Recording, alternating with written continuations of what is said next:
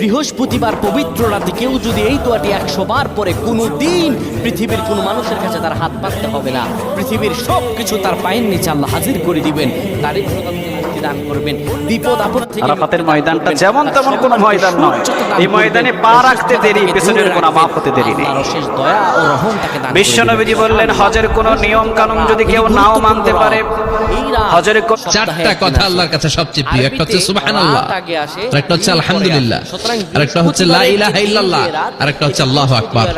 সব সময় আল্লাহর কাছে এই দোয়াটা যেন আমরা করি, আল্লাহ এটি দোয়া কবুলের রাত, আল্লাহর কাছাকাছি হওয়ার রাত। সুবহানাল্লাহ। এই বৃহস্পতিবার রাত আল্লাহ তাআলা বান্দার দোয়া কবুল করেন। কেউ যদি বৃহস্পতিবার রাতে ঈশা নামাজের পরে পবিত্র হয়ে ইয়া হাইয়ু ইয়া হাইয়ু ইয়া হাইয়ু ইয়া রফিয়ু ইয়া রফিয়ু ইয়া রফিয়ু এই দোয়াগুলো পড়তে পারে 100 বার, আল্লাহ রাব্বুল আলামিন তার